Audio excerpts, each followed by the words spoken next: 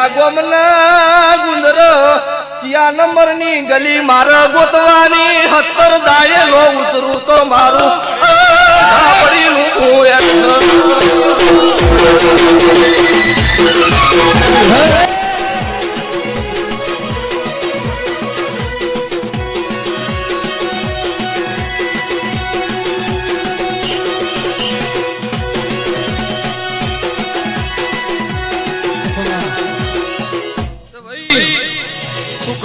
શું ન કરવાનું હું જાણું, મારો ભગવાન જાણો.